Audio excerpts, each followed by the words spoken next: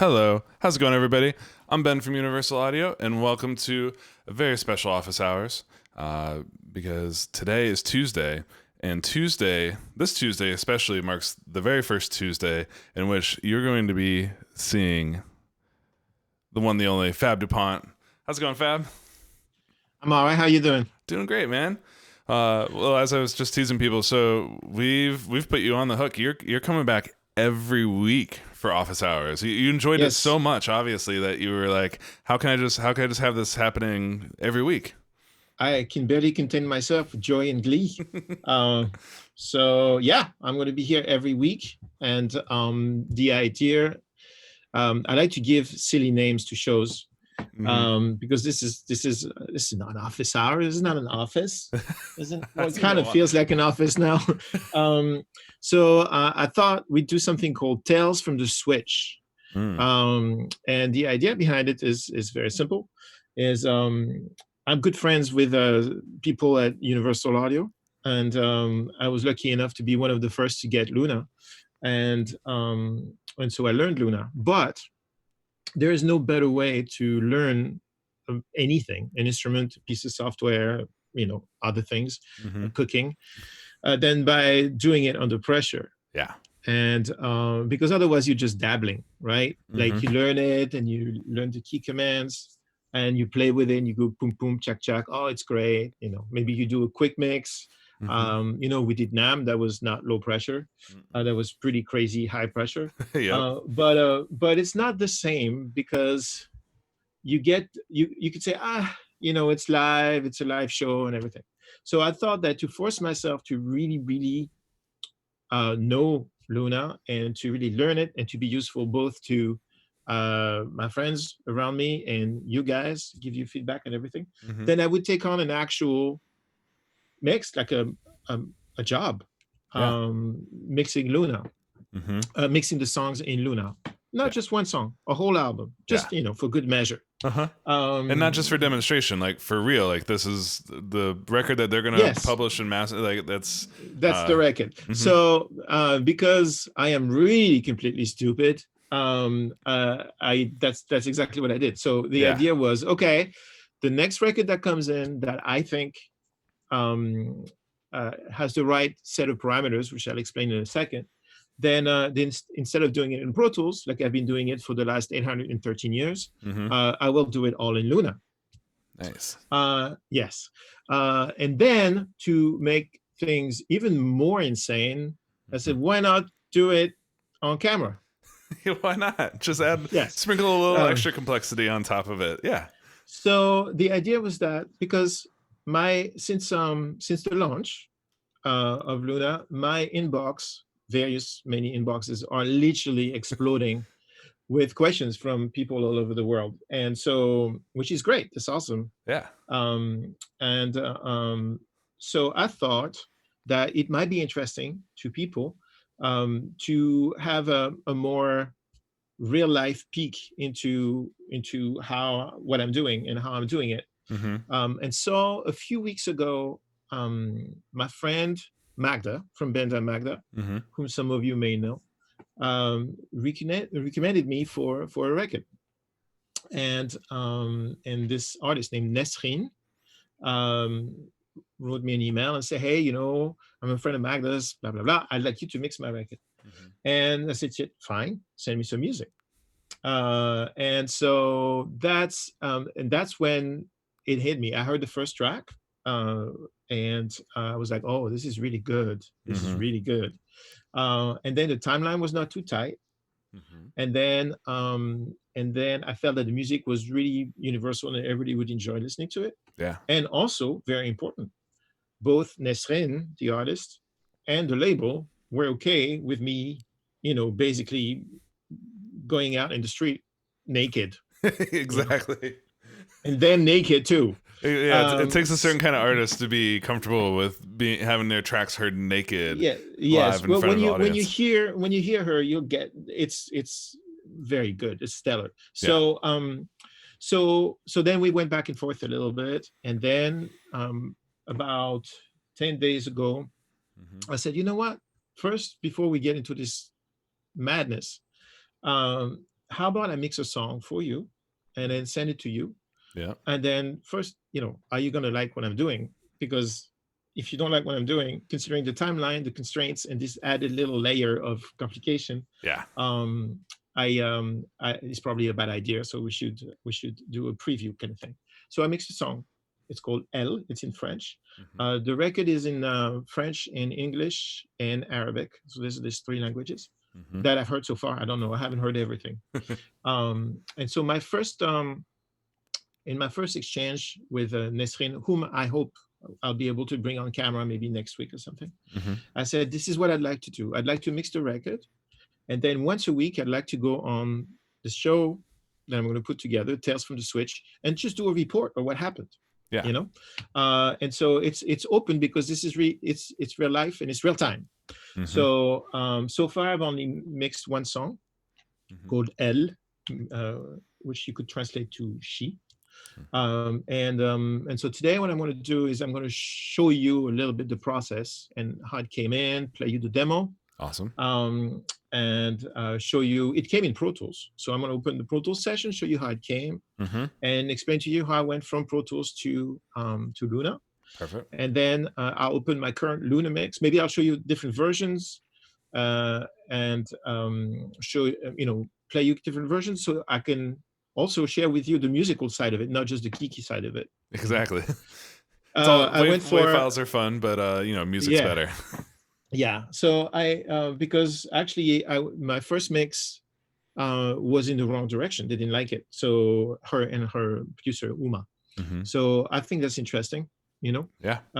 And now where it seems we are in agreement. I got an email from Nesrine earlier today, and she said that she really digs it, and that there's a couple like weird noises here and there. Mm-hmm. There were some issues with some of the files, and this is what happens when you're remote, right? Yeah. I'm here in New York City, and she's in France or in Spain somewhere. I'll ask her. Sorry, I should have checked that. And or she told me, but I forgot. I think she's in Spain because she's near Magda. So she's in Spain. She's in Spain. I knew that. And then so I get an archive, and let me share my screen and show you a little bit. Yeah. Share Read screen. my mind. Proof. Share. That's kind of one of the not fun parts about working remotely, right? Is the fact that there's always the question of like, did I get it? Did it come down correctly? Is there like a corrupt something? Like you never know. And also, I'm used to it. I spend a lot of time getting sessions from people. So, and I also produce records.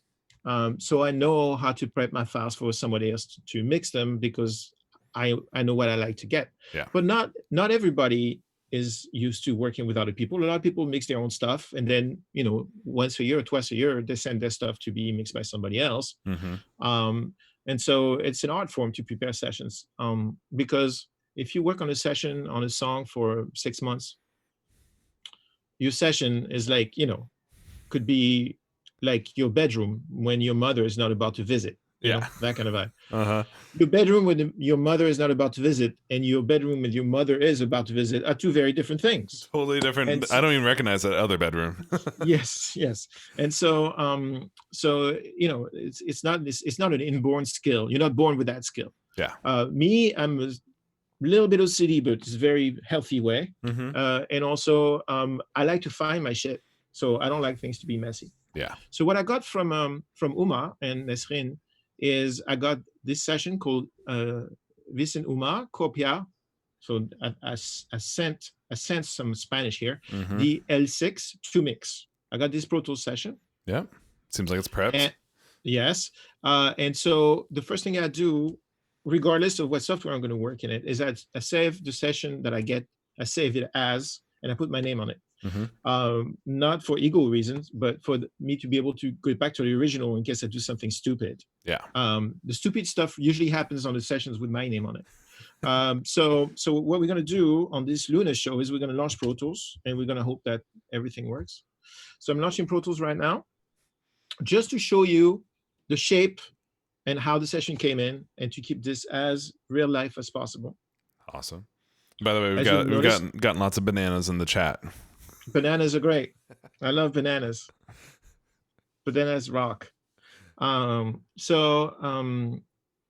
haven't upgraded Pro Tools yet to the new version because I'm on a tear on a whole bunch of records. And so I'm doing 10 records in Luna, and I'm doing 18 records in Pro Tools at the same time. So that's good for my brain. I was like, yeah, it's really, really. I'm sure you're not having any sort of like head turning, like, wait, oh shit, yeah, I'm on the wrong No, program. yeah. Well, unfortunately, the key commands are very, very close cousins. So that's nice. I don't erase anything by mistake too often. All right, so this is the mix session. So this is the saved as session from Uma's session, it's going to take a second to open, but I think it's worth it to look at it because there is a method to this madness. Yeah. Well, and so far, you know, looking ahead here, I see you've already got folders for AAF and bounces and Luna. Yeah, so I'm going to explain that in a second. Yeah. Okay. Yeah. So this is kind of your new organization structure. It looks like this is what I came up with. So yeah, let's do before I press play here. So I got this session and it was not contained in a folder. I created a Pro Tools folder and I put all the Pro Tools files in the Pro Tools folder because I'm a genius that way. Yeah. Then I created a Luna folder. There's no stopping me now. No. You'll never guess what I'm going to put in the Luna folder. I don't know. No clue. Okay. And usually I have a bounces folder inside the Pro Tools folder. That's been my workflow for those last 812 years. Yeah. So I have upgraded that bounce folder to the upper level. Ooh, I always promoted. Nice. Promoted. So I have the name of the artist, Nesrine, and then I have the name of every song. And every song I have a Pro Tools folder, a Luna folder, a bounces folder, and I'll explain the AAF folder in a second. Nice. So so this is the Pro Tools session. And for technical, we are on the internet reasons, I cannot play the sound of it right now, but I'll play you the rough mix in a second. Cool. So as you can see, it's a small session. And that's why this record was perfect for this exercise. It's because it's a lot of music with not a lot of tracks. There's a lot of intensity and a lot of emotion and a lot of great stuff and a lot of beautiful work to do, but not 800 tracks. So I can actually show you stuff and it can be relevant. Yep. So that's the way it came in. This is reorganized with my system for those of you who know me. So I have the drums on top. There's not a lot of tracks of drums, and all the tracks carried over, by the way. So you're not missing anything by not hearing it right now. Nice. A couple bass drums, a couple snare drums, a couple overheads, which came in muted. Okay. Important to note. Yep. There was a drum bus, some percussions, super crucial, the percussions, you'll check it out. They also went to a bus. And these are the plugins that they came up with. So these are the plugins from Uma, from the producer. Gotcha. And then one lead track, a duplicated lead track, a chorus lead track, and lead choro, so another lead track. Then the stereo background vocals, a super cool effect I'll play in a moment. And then there was one reverb here, a cello, because Nesrine sings and plays cello, and she's a badass cello player. Yeah. And then a bunch of different electric guitars, and then some really cool effects. Like there's a looper, kind of like a pad thing, and then this crucial bass, which was, and I'm told, recorded with an EFDI. Is nice. Nice. And you know, the cello that's on this track, do you know, was that her acoustic cello? Was it an electric cello?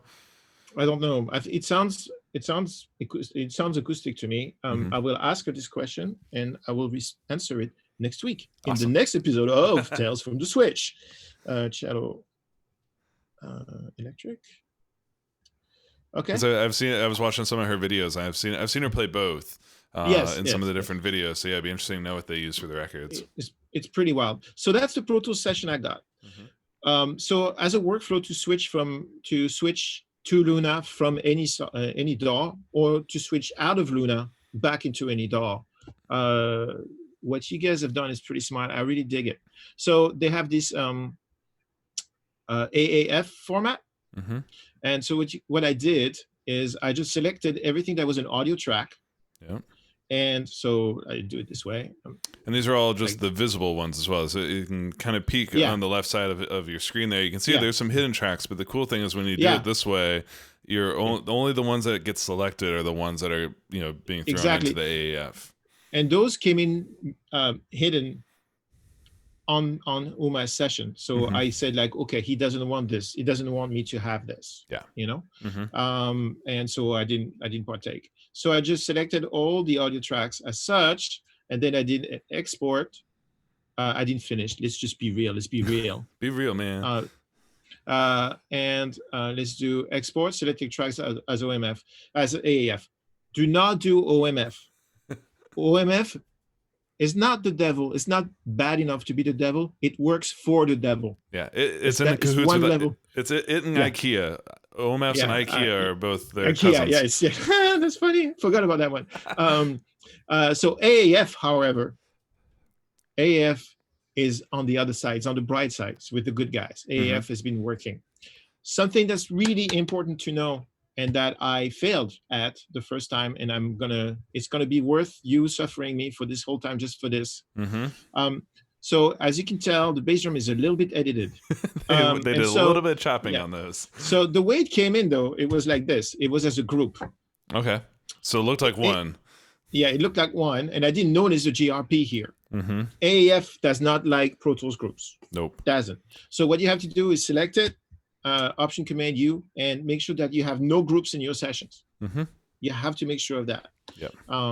So that's a very important thing that cost me a little bit of time.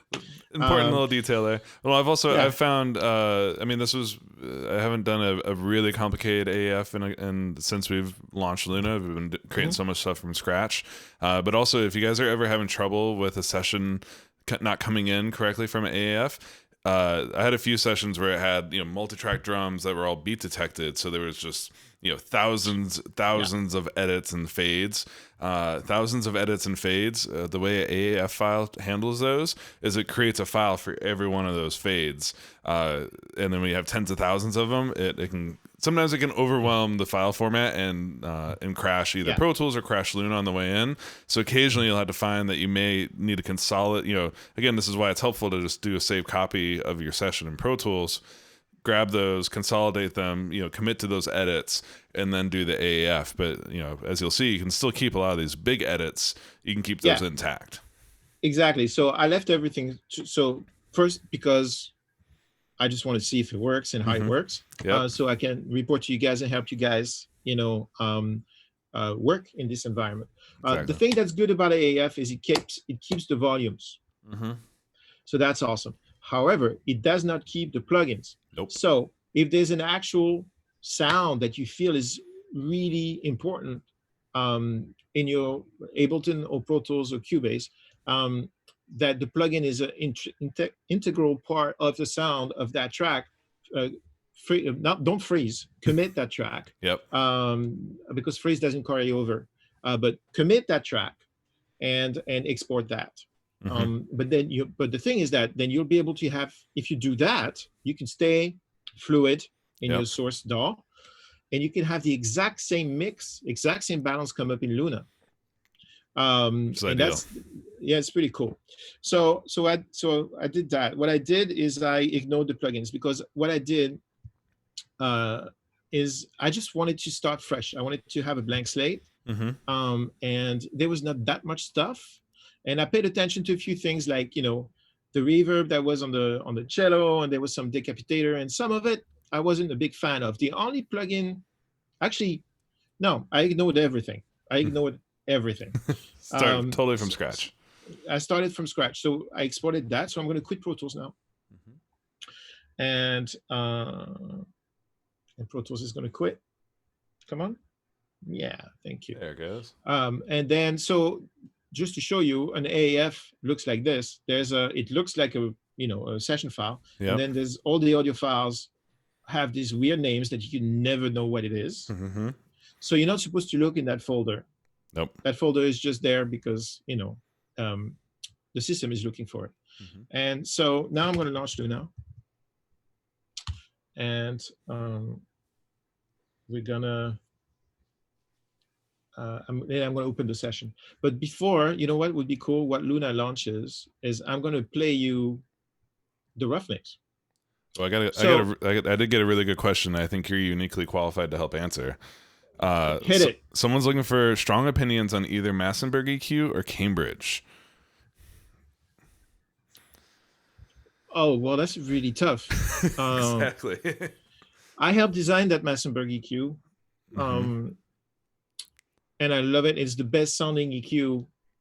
It's really fabulous. Actually, you're about to see it live in action. Ew. I love it. I love that EQ. And George invented parametric EQs.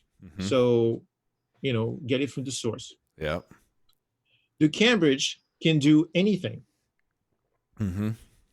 George's EQ doesn't have like a Butterworth super steep high pass. Yeah. At least not the version that is in UA right now.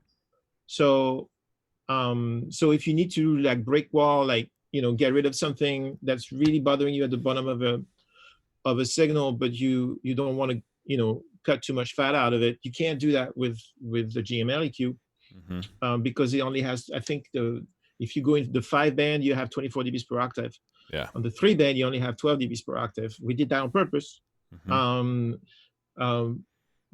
Cambridge will do that, like, no problem. It'll do 48. It's got elliptical filters. It's does it have elliptical? It has this crazy steep stuff, and it sounds really good. I think that and it's very clean. I really dig the sound of the MDW of the Massenburg stuff, and also I'm really proud of my interface. Yeah. Although it's aged, it hasn't aged necessarily as well as it should, but it is. That was what, early 2000s? Yeah, it's like 15 years old, that interface. Can you believe that? We did pretty well for a bunch of amateurs. All right, so this, and tell me, make sure that we can hear it, right? Yeah. Okay. So this is the in my first conversation with Nesrine, I said, you know, for me, so she sent me some demos, and I like the record, obviously, otherwise we wouldn't be here. I really love the record. And I said, could you send me your worst possible session for me to know if I can do this? Because I have so much work, and her deadline is pretty tight, and she's away, so we're not in the same room, so I can't have like really complicated conversations. We have to be on the same page, and I have to really get it, and the tracks have to be decently recorded, because I don't have time to do a lot of fixing. I have to do mixing. Yeah. And so I said, send me your worst session, the most broken one. Yep. Send me what doesn't work and what has issues. So she sent me this one. And this is the rough mix. And I'll play a few bars of the rough mix. Here we go.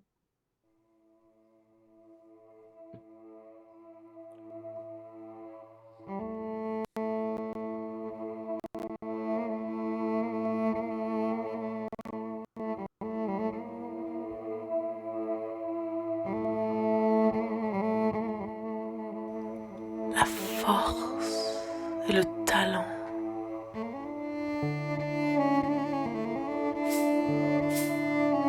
Sans peur. J'avoue, j'en pleure.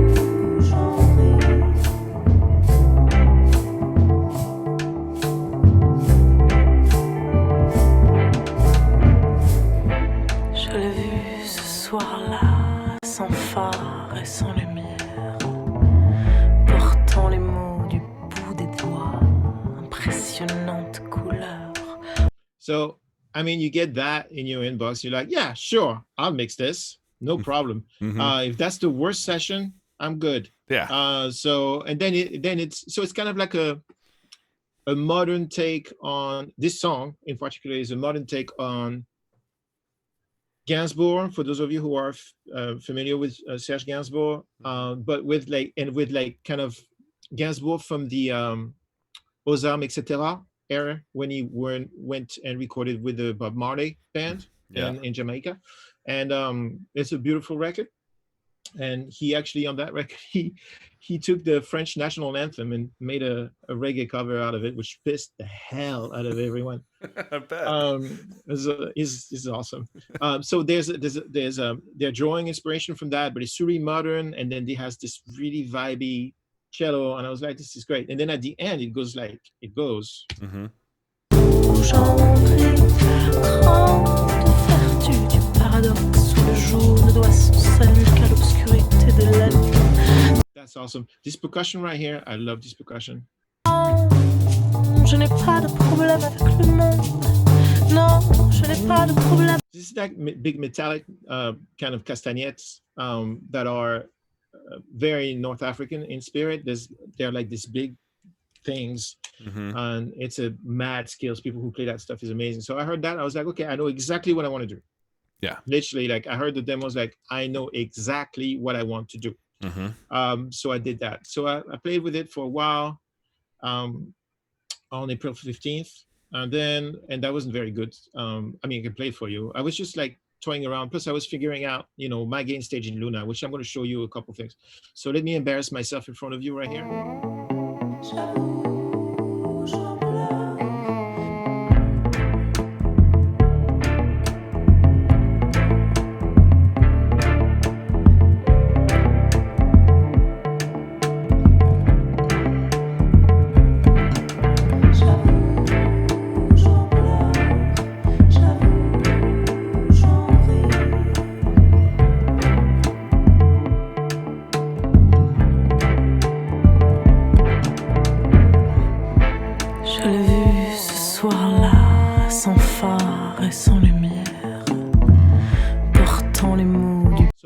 Very different vibe, because when I heard the drums, I was like, hey, I think I want to be more modern, and I want the drums to be fatter and everything.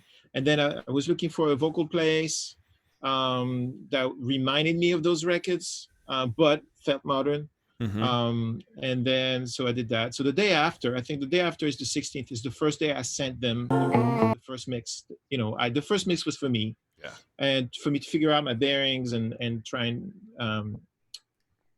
get comfortable in Luna in this environment. And then the second mix, I think, is the first one I sent them.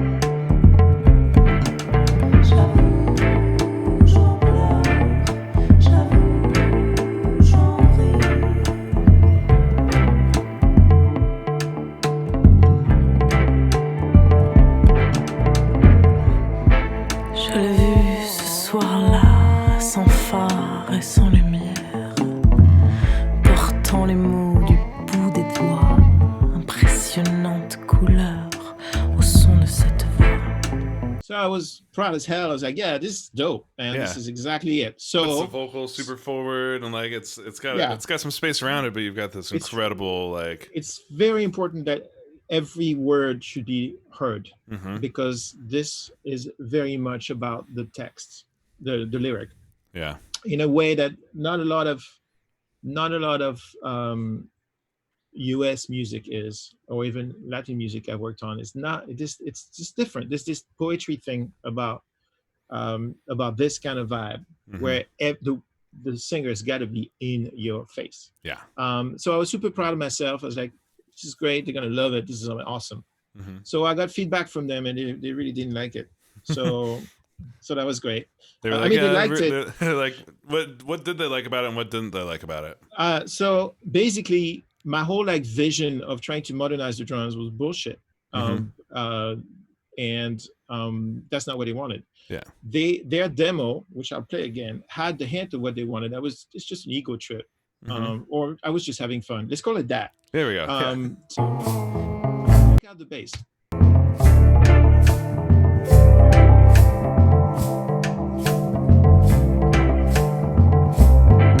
That's what they wanted. It's a bass-driven thing, not a bass drum-driven thing.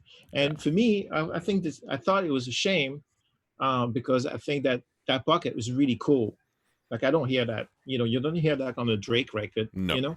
And so I was like, this is nice. This is like fresh, and with that cello, or it's called djembe, on the left there. Mm-hmm. I think this is really fresh. So, but I'd like to like make it hit harder. Mm-hmm. But that's not what they wanted. Well, let me mitigate that. I went too far. So then for the next couple of mixes, then I chased going back to the place demo where that made me happy mm-hmm. and make them happy too. And so I'm going to open Luna for that and show you the session. Nice. So let's make sure that it's the right session and that I can hear it. So speaking of switching, what's there's a lot of commonalities between some of the workflows and even like keyboard shortcuts between Pro Tools and Luna. Has there been anything that's like totally surprised you that Luna does that other DAWs don't do? Well, yeah, I think the whole point of it, the reason why I'm even here is Luna has a tone to it if you use the extensions. Mm-hmm. So, and people are confused about that. Let's just simplify things. All right, check this out. So in Luna, you have two areas that most other DAWs don't have or haven't not implemented this way yet. I'm sure somebody is paying attention to that and working on it right now. There's on the input section here, you have the Neve summing thing. Mm-hmm. And that basically gives you, it models how an 80 series console functions, which could be highly desirable. Mm-hmm. There's times when it's not desirable. I'm going to show you. And then there's this. You could insert a tape plugin on the tracks of your choice. Mm-hmm. So that actually colors the mix in ways that it's a different spirit than just inserting tape plugins. I'm using the Studio 800. I could insert the Studio 800 on the first insert in Pro Tools. I could do that. Mm-hmm. And I could maybe try and find a Neve plugin that has a good Neve plugin and put that on my buses. But the whole architecture of this thing is built around that. Yeah. And that changes things in the spirit. Let me make sure that I can actually hear stuff. Yes. Okay. So let me show you my session organization a little bit. Mm-hmm. How can I do that most efficiently? Like this. Yep. This is good. By the way, I'm very proud to say that I insisted for Control Option Command up arrow. Yep. Concentrates your whole session. So if you're super like tall like this, mm-hmm. and you just want to have an overview. 1, 2, 3, and up or down. Yep. I love it. And Lev and Connor were very kind and said, really? I said, yeah. Please. Yep. So that works great. And then, these commands work great. A lot of DAWs don't really have key commands, at least last time I checked. They link the size of the waveform mm-hmm. with the size of the track. Here you can have, just like in Pro Tools, you can have a big track with regular waveform. Yep. Or you can have stuff very concentrated, but you can make the waveforms huge. That way you know where stuff is. Yeah.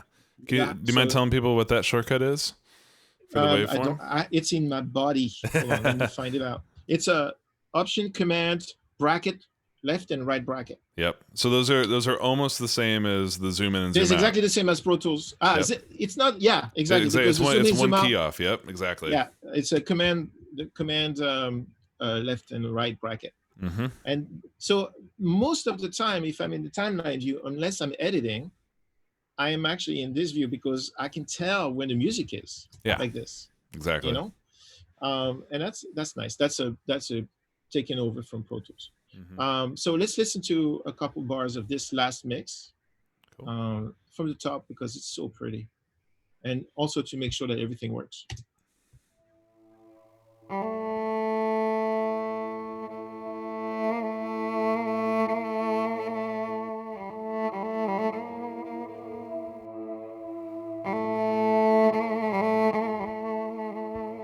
La force et le talent.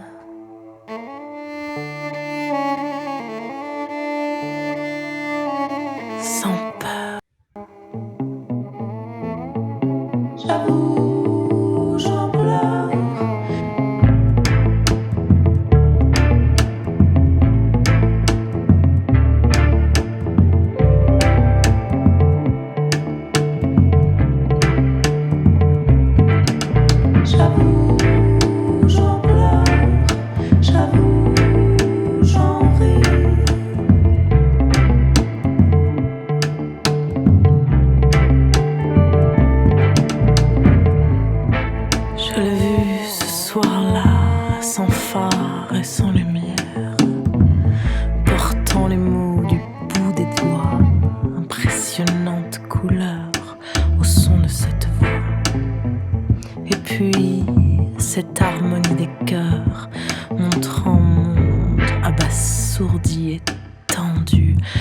force et le talent sans peur. J'avoue, j'en pleure, j'avoue, j'en ris.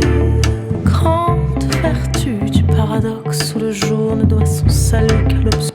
etc. And then the part with the Cool percussion. thing there. Yeah. Mes préoccupations, mes questionnements. Non, je n'ai pas de problème avec le monde. Non, je n'ai pas de problème avec le monde. Non, je n'ai pas de problème avec le monde. J'avoue, j'en pleure, j'avoue, j'en ris. Voilà. So let me show you stuff. And so we're at a point right now where this is there's a couple of revisions. We have some issues with some noise on the vocals. I'm going to show you that. But they're both the producer and Nesrina are very happy with the mix. It's just like little changes. I'm probably going to try and sneak in a little more bass drum. Maybe. It's a lot of snare drum kind of going on there at the end, right? Like, come on. I know, but you know what? Exactly. But the pocket is driven by those castagnettes, and so we are so conditioned to hear big bottom, like boom things. Yeah. And I'm mixing a Lolo Zouai record at the same time where it's 98% bass drum, 2% vocals. Yep. So we have to move our heads around. It's fun. That's why this is fun. Because one day one thing, one day another. Never get bored. So let me show you a little bit the system that I have put in place. So I'll leave the inputs so you can see what tracks have Neve and what tracks have tape and not. And also, by the way, this is the internet, so my screen resolution is abysmally small. Yep, a little Usually compressed. I can see the whole session on the screen, and today I cannot. It's like you've got it in the very tall mode for especially like the inputs, which is it's cool. It's such a Luna gives you the ability. So if you want to say not see all those record effects, you can make those small and kind of hide the ones that are not being used. So it is customizable. But yeah, if you've got a bigger screen, you can fit a lot more on there. Yeah. So and I'm in small on the tape, but you have all these controls here. So left to right, let me go to a spot where there's music. There you go. So I have the first bass drum. Still not used to that. Selection group, and that's the one thing that Pro Tools, as a Pro Tools person, it's gonna take the longest. Yeah. So this is an edit. Remember that thing with a million edits? Yep. This is it, right? So that came in straight as is from Pro Tools, and with whatever volume rights Uma had. So I just kept everything as is. Yep. And so we have the bass drum, we have first bass drum, and then there's this, which is a Coles overhead on the bass drum. We have this. Which is doing very little right now. We have this. That's a cut up part of the snare, and that's it's also copy pasted everywhere. And then there's some more organics. The other stuff are this bass drum is the end of the show, and then because the drums literally have two completely different sounds. Yeah. There's the first part here and the second part here. That was fun. Then the Coles. That's the second part, Coles. And then the room which I resurrected, if you remember, it was muted on Pro Tools, but I'm using it. And then this is whole drums. I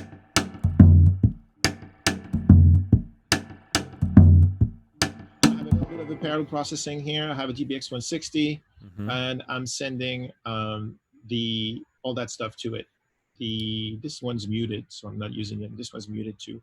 So only the first part on the first part of the song, I'm sending the bass drum, the snare drum, and those little thingies to try and create a little bit more density. Yeah. Then we have the bass, and this is what happened with the bass. I started with the bass clean, literally no amp, because I wanted it to be super fat, but I didn't want it to be in the way of my really big bass drum. Yep. And then when they they said, that's not the vision. And I was like, okay. So I went back to listen to the demo, and I was like, oh, right, I get it. And that's akin also to those records, like 70s records.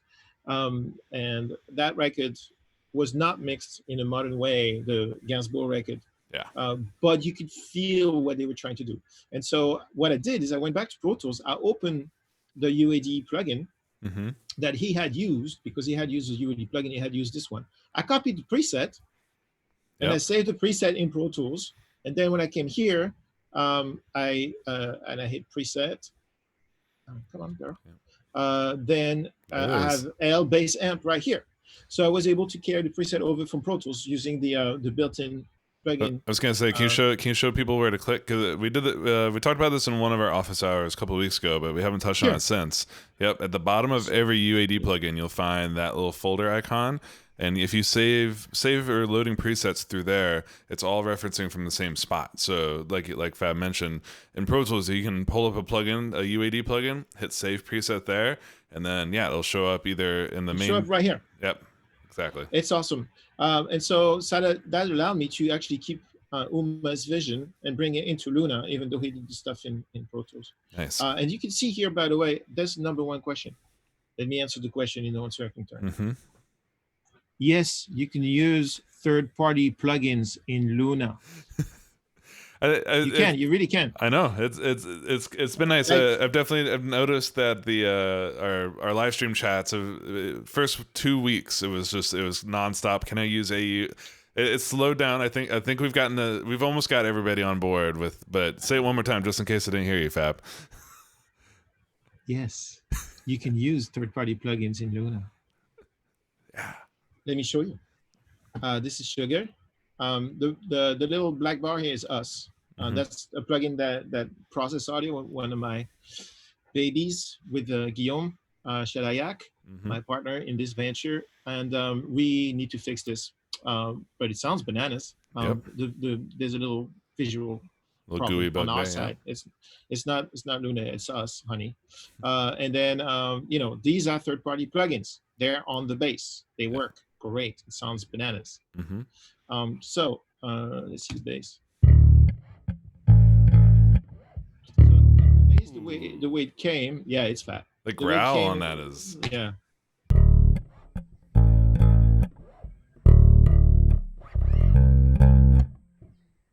And then so I add the bass amp right here. And I had to tame the bottom a little bit because, to my taste, and for overall arc of the record, from song to song reasons, I went and listened to the other demos. It's like it was too fat to function in this environment, and keeping the spirit of it, but lightening it up and fitting it in a more modern sounding environment allowed me to please them and also make the record fit in now. Yeah. As opposed to this. And also the number one feedback I got from Nesrin was like, oh, it's so clear. And like the reason for that is because the bass is no longer freaking everything out. Yeah, exactly. Then I have Pro Q3. There's that bottom taming. Yep. Yeah. Exactly. And this thing here is just because it's probably in the way of something else. And then I got Sugar, which I'm using mostly for the saturation and a little bit of shine. Okay.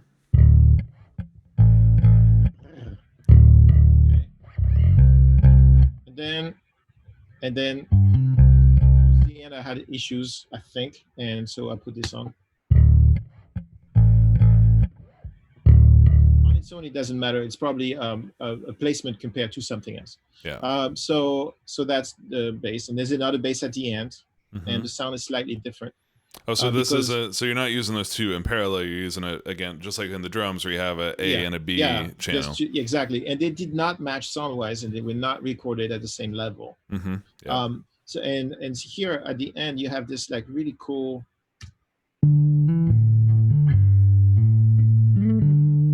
It's really awesome, and then it goes into this.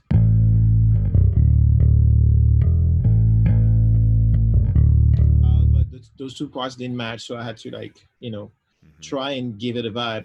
And here in this environment, this is really cool. Check it out. remove the solo. Mes questionnements. Non, je n'ai pas de problème avec le monde. Non, je n'ai pas de problème avec le monde. Non, je n'ai pas de problème avec le monde. J'avoue, j'en pleure. When the track drops, it really goes up. Yeah. And if you notice, I have a lot of reverb. Lots of main space. Yeah. So main space is right here. I only have 2 reverbs on this whole mix. Main space, Yep. which is, you know, Yep. him. Plate We B know on him. like 2.5 ish. It's pretty much, yeah, it's pretty much it for main space. That's all I use. And then I'm also using the Ocean Way to give the whole mix, for lack of a better word, a butt. Because everything was recorded pretty close. And so I was lacking some distance. Yep. And so this is actually used as a reverb, but to create a space. I used to use something called Office, and which was like an Oxford reverb preset. And I still use that quite a bit, but this is extremely realistic. Yeah. And so and very tweakable too, from the sense of like, if you want to take a sound, throw it into, you know, an incredible sounding live room, you get that, but then you also have, by having those different microphone options, you can really be a connoisseur of your distance and the tone that it creates. You can tweak it. I'm not that nerdy about it. I should be probably, but I like using it this way because I mean, if you listen to, say, the chorus, I don't know if it's going to show. I'm curious to know. Let's do this. Check it out. So if I go on the chorus area. Sans peur. J'en pleure. J'avoue. The background vocals, you see that they'll just come straight in your face. Check it out. With, and then I'm going to mute it right here. Okay. So I'm going to start with. Sans peur. J'en pleure. J'avoue, j'en ris. Grande faire. Sans peur. J'en pleure. J'avoue, j'en ris. Sans peur. J'en pleure. J'avoue. Because actually the reason why I did that is because Uma wrote back and said, you know, those background vocals on those Bob Marley records where it sounds like the girls are in a different room. I was like, yeah. I was like, okay, let's do that. Cool. So that's what I did.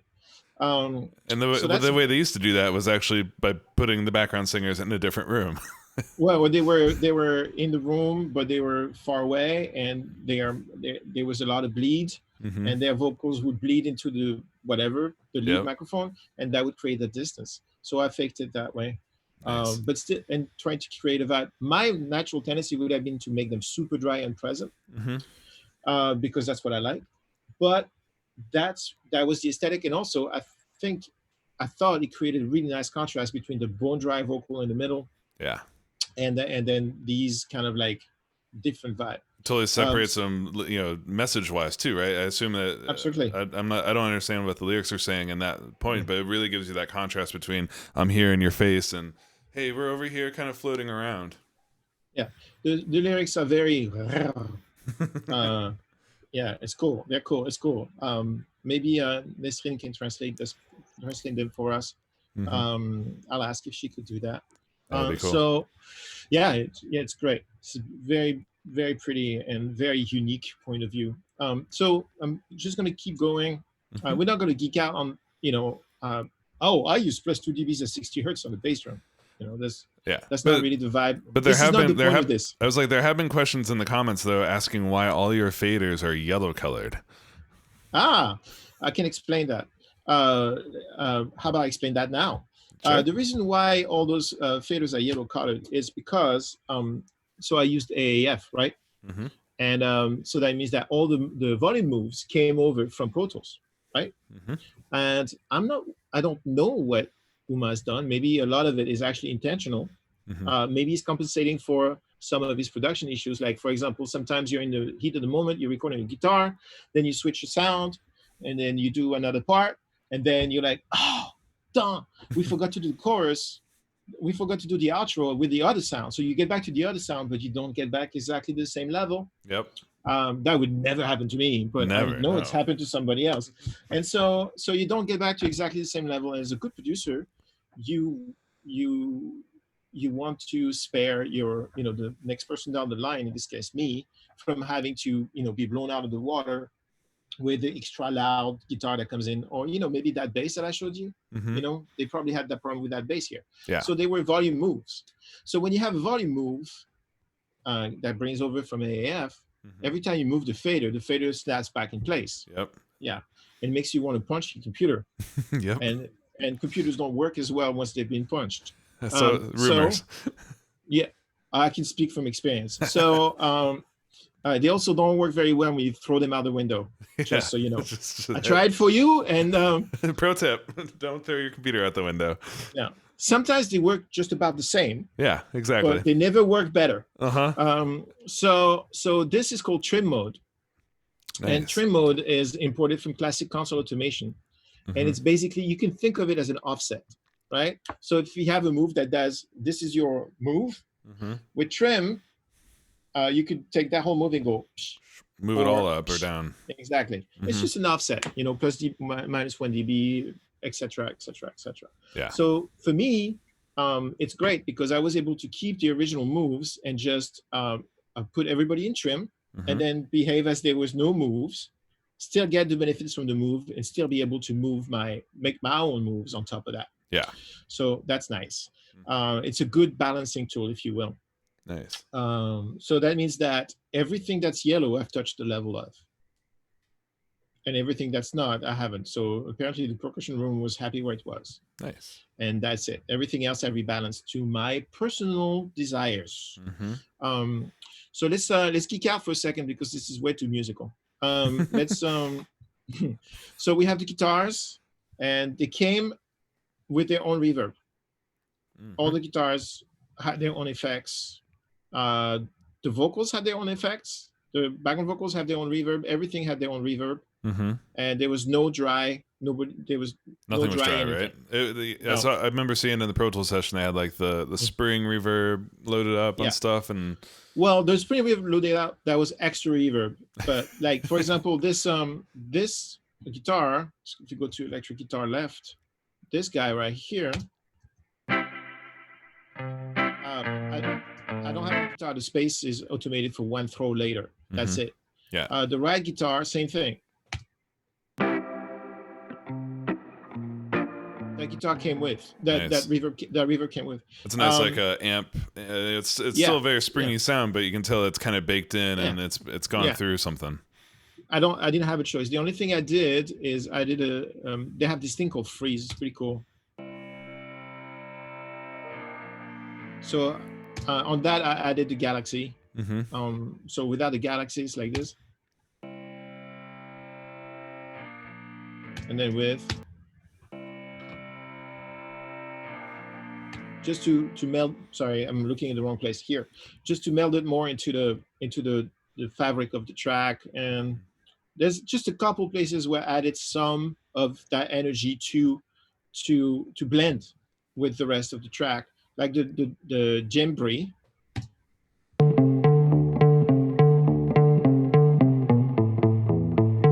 on the djembe, I went with, let me show you how it came. This is kind of interesting. So when I got it, it was like this.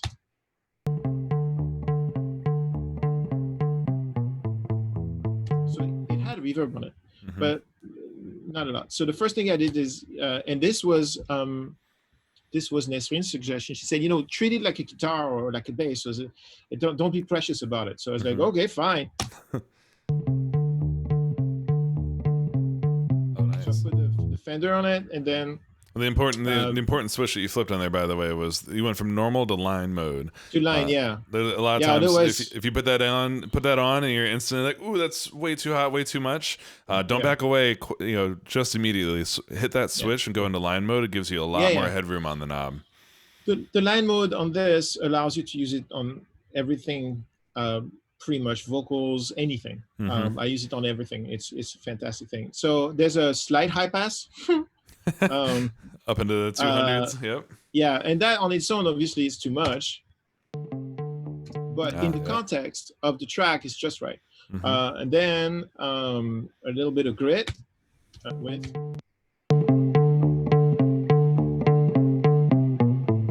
Give it more like a, kind of like a Chuck guitar thing. Yep, and it brings it Uh, forward as well. and then my sugar. Mhm. Again, I'm using the saturation here. I love that saturation. Yeah. And then a little bit of this.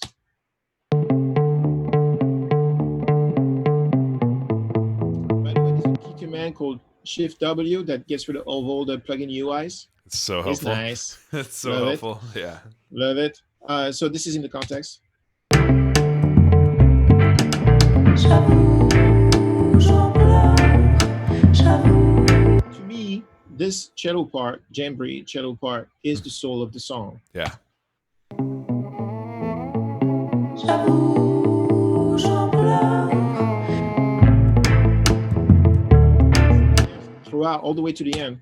Mhm. Je n'ai pas There's a little place where it does a solo. Oh, by the way, there's another key command you need to know. Yep. Option minus.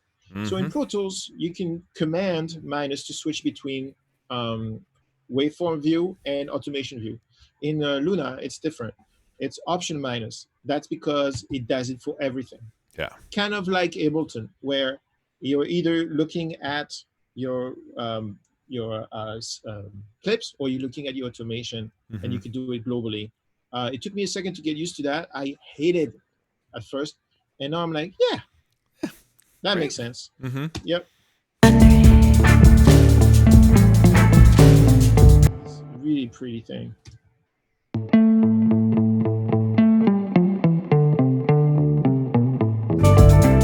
je n'ai pas de problème avec le monde. If I get permission, I may push that up a little. We'll see. But it's and kind of that's like gonna- it's like that and the bass, like that and the bass are the Yeah. two kind of holding harmony and the kind of the movement of the song, right? check this arrangement out, man. This is really beautiful.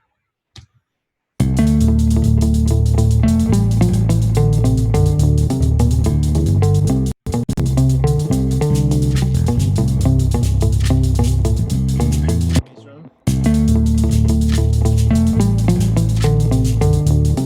It looks like I lost my sample. Don't tell anyone, but I put a sample on the bass drum. Oh my gosh. I know. It's just, kids these days. So I love this. Just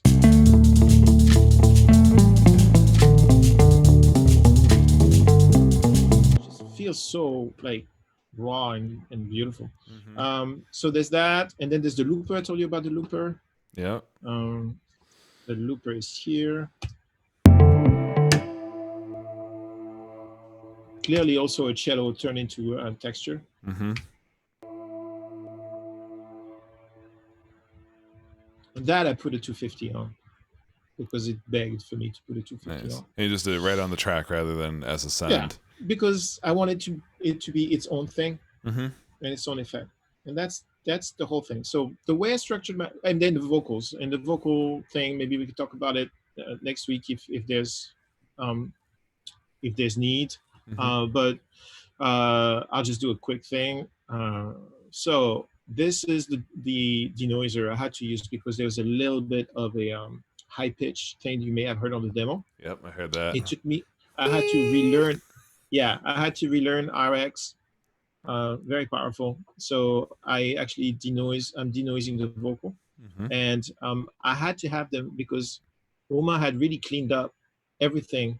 So it was like neat, but I didn't have any of the noise in the You didn't wild. have. Oh yeah, so it was all edited so tightly that you couldn't find sample noise. So I actually asked him to send me the tracks again, and so if you look in the Luna folder, it's a new files from Uma, and then there's a lead vocal modification, and that's basically with enough pre-roll that I can grab that noise and then remove it so it doesn't ruin the vibe. Nice. So there's that. There's Pro DS on the lead vocal. Well, I mean, that's and always then, the thing, right? When you're doing like a very dry, super in-your-face vocal, especially if it's recorded bright like this one, de-essing is kind of the most essential move you can make. Number one, and it's always better to do it, in my opinion, Mm-hmm. and for my personal mileage, I do that first. Yeah. Because de-essing a vocal after it's been compressed, it's already been compressed before it got to me, Mm-hmm. and it's just not. It doesn't work. It At just least, exaggerates the effect. yeah, I'm not good enough to make it work. Let's just put it that way. A slight high pass with a dynamic cut because she's pretty close to the mic and she leans in. Mm-hmm. So I compensated for that by making it this frequency dynamic. Nice. And then this, which is like the vibe-a-thon for vocals, is really, really good. Yeah. And then I did this after. Nice. So it's a 2-compressor vibe. Yep. This is mostly for tone. Let's be real. Yeah. This is mostly for tone. And then this is the compression. And you've got the 1176 working pretty fast, both on the attack and release. So it's catching any like peaky things that the LA2A exactly. would totally miss. Exactly. And then a second de-esser Mm-hmm. made by Eosis. It's a very good de-esser. Yeah. And then my baby. There it is. And that's the extra saturation Mm-hmm. and a little bit of shine in the high end. Nice. And that thing is the fastest shortcut to that vocal sound. So that's the vocal chain, and then it's more or less that on the other vocals. Copy pasted. You can copy paste. By the way, in Luna, you cannot yet option drag the sands to copy them, but you can click copy. Yep. And then you can click on what you want to copy, and then you can copy in many places. Yeah. So I personally wish they were both, but I'm going to beg for it, and we'll see what happens. How do people beg for new features in Luna Fab? I know you have your method, but what's the public method of feedback on the upper right? Hey, that's the one. Yep. Right here, feedback on the upper right. I call Lev and complain, and Connor. And that's one of my lucky for them. Life. I was like, lucky for them, we haven't published their phone numbers on the on the office hours. I don't have many luxuries in my life, but the ability to call those guys is pretty badass. Yeah, it is. So and they care, which is great. Mm-hmm. Okay, and then so here's something that might be of value. And I know we're over time. Should we stop, or what do we do? Let's wrap this up. I think I think I know what you're about to get to. So yeah, it'd be nice to. So there's two things that I think are important.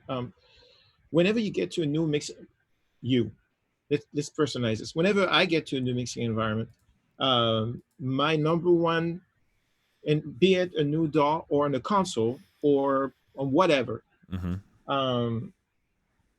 they all feel different. Like in your body, when you move a fader, it doesn't feel the same. They don't react the same. Yeah. The gain stage feels different. And so I had none of my automatic moves, which is great because I was able to really stay focused and phone nothing in. So it's important that you should teach yourself the gain stage of whatever platform you work in. Most people just like throw shit up and put a limit on a mix bus and everything sounds this big, and that's not the way, especially with something like this, because you have a bunch of circuits here that really are begging for you to treat them well. And so a couple tricks that are really cool. First, what I would do is I have here a sum master. A sum master is just a bus. Okay, so instead of sending everything to the main, like you would be enticed to do, what I did is I inserted a sum master bus, and that sum master bus is padded 6 dBs, which allows all my faders to hover around 0. If this sum master were up, based on the fact that I got the session with a lot of automation and that the gain stage I didn't generate that gain stage. I inherited that gain stage from the producer session, right? Yep. So I'm able to keep my faders in the same zip code around zip code 0, and I'm padding all the heat, all the energy that's coming from all those added gains by lowering this fader here 6 dB. So you notice that in the output thing here, come on, down here. You see that every track does not go to sub master, doesn't go to main, they go to sub master, and then the sub master goes to main. That allows me to gain stage my session here, just like if you had a master fader in Pro Tools. But Here, what's important to know is that if you're going to use this technique in Luna, do not insert the Neve summing, because the Neve summing has its own modeling and gain staging built in. And there's a trick on there that's really cool that I'm going to show you next. But what I recommend you do, if you want to familiarize yourself with the gain stage of Luna, insert that sum master there. Yeah. And that allows you to fine tune, kind of like a master fader on your console. And that allows you to fine tune your stuff and to use the floating point math of this mixer with no compromise. And also it allows you to, if your levels creep up, just bring them down very easily without having to kill the first plugin on your mix bus. So that's the way I've done it on it, and I haven't pulled off the trick that you're doing here yet. But yeah, I basically have always been using my first insert on that main fader to be the compensator for any sort of gain stage. But for example, this plugin, which is also my baby, which I also helped design, I love this thing, doesn't have an input gain. Yeah. Just output gain. Yeah. And so you can't do it. So this is a universal way also to wrap your head around the fact that you have a sum master. Yeah. You know, it's nice. And also it's nice because, well, let me finish. Let me show you quickly the mix bus. By the way, if you shift click on the plugin that was up before goes away. Yeah. And if you don't shift click, they stack up. It's pretty nice. It's a little bit opposite of what some of us Pro Tools users are used to, because in Pro Tools you're used to having to press shift in order to have more than one. I don't know why this has become second nature in like 5 minutes, whereas some of the other stuff I'm still screaming at the screen because somebody moved my cheese. So this is the MDW. So I'm using the backs as a high pass and a little bit of that 7K. I really love that 7K. It's pretty. And then I'm using this basically to try and spruce the bottom of that bass drum. That's not really a bass drum. But to do it in a holistic kind of like global way with the bass. Yep. And it came out pretty good. Then I have a little bit of that compression. It's really not that much. Cœur montrant abasourdi. A dB and a half. Yeah. And then Elevate, which is a really nice limiter. Andrew Shep's turned me on to this, so I'm kind of using it right now just to see how it feels. It's the first time I've ever seen this one. I dig it. It's made by the good people at Eventide, but it's a different brand. I don't know why they did that. It's really elegant. It works good. This is my current experiment, if you will. Nice. And then I have Decibel that tells me, this is my next baby that's going to come out. Guillaume and myself's baby is going to come out in a few weeks. Nice. That's what Guillaume says. And it's a meter that you can park on your mix bus, and then you have an iPad. That's wireless, constantly. And it's constantly, so you never have to look at your mix bus. So that's pretty much, that was my idea. I'm tired of having to go click on the mix bus to see what my level is. I just have it sitting on my desk right now. So that's nice. And then there's another little thing here, and I'll show you next week because that's still a secret. Another thing we're working on. So that's pretty much my session. And you'll notice that most things go to the sum master, except a couple. The percussions go to a percussion submix that itself goes to the sub master. And then the drums go to a drum submix that itself goes to the sub master. But otherwise, it's a very simple session. Yeah. And the one thing that's important, that you should check it out, and it's confusing. So I'm going to try and unconfuse it. First, people ask me, a lot, should I get the Neve because, the Neve is paid for? I said, yeah, if you're going to work in Luna, you should get the Neve. It really works. It sounds great. And it's very usable. So there's 2 buttons, and the way it's done is a little counterintuitive. So let me demystify this for you. This trim, think of it as an input trim. So what I'm doing here, you could do it here. Like if I did this, it'd be the same. By the way, fader moves are undoable in Luna. Thank God. Very nice. So that trim is basically like a pad, right? And you can gain 6 dBs, which is funny because I have 6 dBs here. I just like the visual of knowing that I have the sum master. And also I like to, there's other more esoteric things that I don't think is the subject here, but trust me, this works. And then this is very interesting. So when you hit a console very hard, it sounds different, right? And the harder you hit it, the more it saturates. So you are actually able to change how hard you hit the console, but it doesn't change the gain. This is the part that's complicated. When you hit a Neve really hard, it gets louder and louder and louder, and you get a saturation with it, right? So what basically imagine is like if somebody moved the input fader really hard and then lowered the output fader to compensate, so that you can always hear what's going on. Does that make sense? So check it out. If I have here my full mix, I'm going to just replace. So this really allows you to like control the saturation and exactly. and get exactly how much you want without changing your gain stage around. But not kill your gain stage. So check it out. So I mean, I haven't done this, but I'm sure you're going to hear something. Oh yeah. Ce soir-là, sans phare et sans lumière, portant les mots du bout des doigts, impressionnante couleur. Check out the bottom. Let me go to the chorus. Get to a bass part that's gonna blow that up nicely. Check it out. That's something that you're not supposed to do. Hit a Neve so hard, but that's some Jack White stuff, right?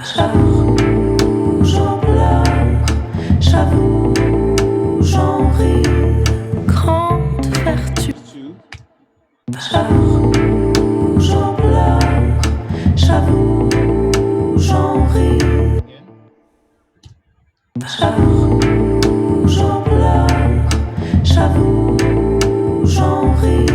Here in the bass drum, and they check out the presence and the transients on the bass drum and the bass, and how they glue together more. So, I listen to this and I'm like, this is really desirable. Like I really dig this. This.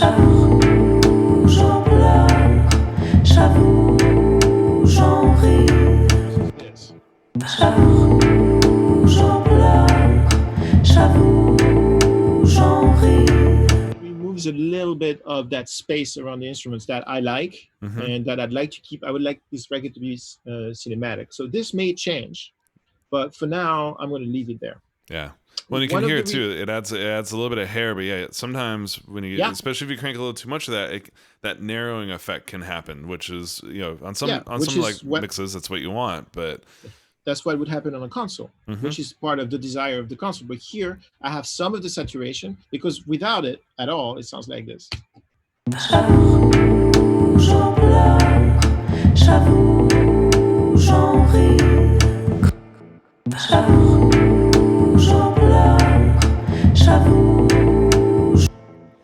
nice. So one of the reasons why having the Submaster here is cool is because the trim and the VU meters are not tied. So if I were to leave this at +6 and lower the trim to 6, look at the meter. And I think I found out.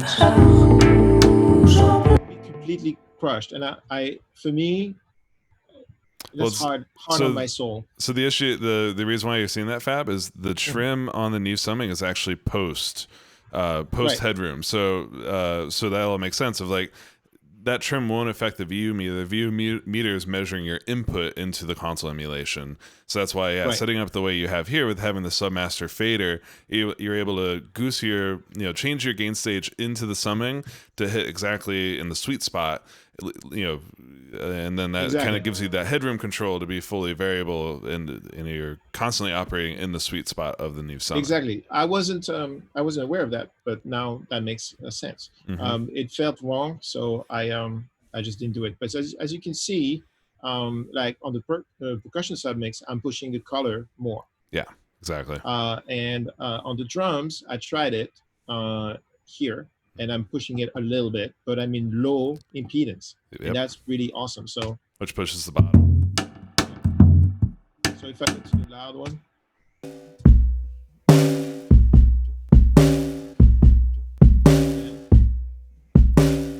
That's high impedance. We have the bottom now with the low impedance.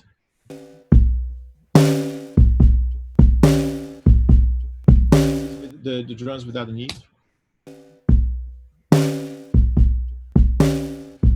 It's cute, but this has more hair on it. It kind of almost adds so much in that lower octave when you go into the impedance mode. It does that saturation thing. It's really good, and it doesn't ruin the gain stage, so you can really kind of play with the color Mm-hmm. and really choose it in the spirit of your existing mix, and you can push things forward and back. I dig it. Yeah. So that's the setup of the session, and Nice. basically, yeah, I kept it super simple. Mm-hmm. So now I sent this out, and we are almost there on this mix. This is our first kind of like the guinea pig, Mm-hmm. and that's going to inform the color of the rest of the record. And then, so I got two more sessions. One of them is called Fantasy, so it must be in English, and one of them is called Mumkin, and that's I think it's in Arabic. So between now and next week, I'm not gonna try. I'm gonna push L as far as Nesrine wants me to, but I think I'm gonna spend my energy on mixing these other two songs, Nice. so that she has a vision of 3 songs. And then I'm probably going to come back and revisit this, and maybe I'll try and sneak in a little more bass drum. And you never know, it might work out. Yep. And maybe over the color of the record is going to evolve, and I'm maybe going to use a little more saturation on the mix bus to see if we can get a little more, like a little more blended. Right now, I'm in love with the whole, like, you can touch everything. Yeah. But depending on what the other songs do, and I really want the record to have an arc, maybe I'll come back and push this a little bit. And so that's our first Tales from the Switch. Next week, what I'm going to show you is how I'm going to basically use this setup into a different song. Nice. So Pro Tools was a little finicky today, but I will try and do a live export of AAF and import into the session next week. That's what I'd like to do. Yep. And then I'll show you what I've done on the next mix, and I'll share Nesrine's feedback on this mix and on whatever mixes I've done this week. Awesome. And then every week you'll have a chronicle of how the mix is going. I thought this would be interesting for you guys to to see what's going on, because we have 10 songs to go. I'm probably going to mix 4 this week because I also have Lolo Zuai track to finish, and I have 3 Jack Mac tracks to finish, and something else I'm forgetting right now. Please forgive me if you're the artist and I'm forgetting your name right now. So there's a lot of stuff going on, and then there's a couple live streams too. I was like, yeah, you guys are over on Puremix. You guys are streaming every single day. Every day, just like we're doing the same, but you guys get the earlier day slot in the day. Yeah. You guys, the variety of guests that you guys are getting on over on the Puremix channel is awesome. I am so lucky and grateful to have this community of wonderful people. Yesterday, Andrew interviewed Ken Scott, who's one of my inspirations. It's beautiful. Today we had Josh Thomas from Rupert Neve Design, who's a good friend. And Vance and Reed, I'm sure, gave him the time of day because that's what they do. Tomorrow we have Daryl Thorpe. Then we have Brian Lucy. Nice. It's pretty awesome. Yeah. And so and then on Friday, it's fun. On Friday, 6:30 GMT. GMT is a weird thing, but it works. It's 2:30 for East Coasters, 11:30 for West Coasters, and then I don't know what time for everybody else. We're gonna have a plugin geek out. So I've invited everybody and their mother to come in and tell us their favorite plugin. And that'd be fun. There's some pretty serious people coming on. It's pretty fun. Oh, that's gonna be a good one. Yeah, but I will see you right here. Back here. In exactly 7 days with the next installment. Let's see where we at. Will I have mixed 3 songs? Will I only have 1 song? Will I have 2 songs? Is this mix going to be it? How much is it going to change? I don't know. Yeah, we're about to find out. Stay tuned for the next installment of Tales from the Switch with Fab. Nice. We should have a thing where like Tales from the Switch or something like. Yeah, maybe, I'll try and make that too. I was gonna spend some of your mixing time on making the intro, little Tales stinger. From the Switch. There we go. We'll just sample that and use that. All right, and then if you have some questions, it's come back next week. Yep. ask your questions, and I'll try and take time. See, this is the first installment. It's a little longer than it should be. Sorry, but there's a lot to cover, and we'll have try and have a Q&A section next week.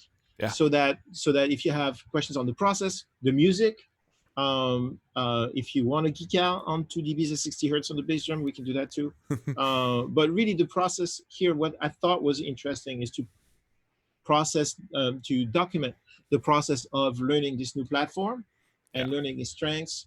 And also, it's a 1.0. It's not even a 1.0 technically. It's now 1.0.2. So 1.0.2.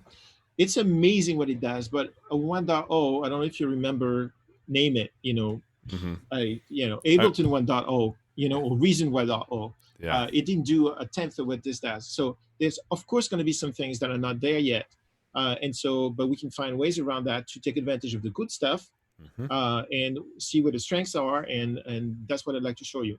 Awesome. And I'd like to thank Universal Audio for saying, do what you got to do. I said, I'm just going to, it's real. Like, I'm going to show everything as is. And they are transparent about this. And I think that's pretty awesome. Oh, thank you, man. Well, we really appreciate you coming on and being honest and transparent along with us and showing people what this process looks like. So yeah, it's really fascinating to see how quickly you've gotten into working and making Luna do what you want it to do, which is kind of the important part. I'm still working on it, but it's pretty. I must say that it's with the pressure of having a client, and it's her record. It's really, she's been working on it for a long time. It's very important to her. There's a record label. The record label is a German label called ACT, ACT. This is for real, So there's entertainment here and education here, but the reality is I have to deliver a record. Yep. And so I'm very comfortable with how it sounds, and I'm very comfortable with the workflow. And whatever snags I hit, I will share with you, and I will share workarounds. And that way we can all, get out of this better than we entered, hopefully. That's the idea. Well, awesome. Well, Fab, thanks so much for spending some time and going a little over with us. This was super helpful. And we'll see you back here next week. And for everybody that's watching at home, we'll see you guys back here tomorrow with another Office Hours. You guys have a good night. Bye.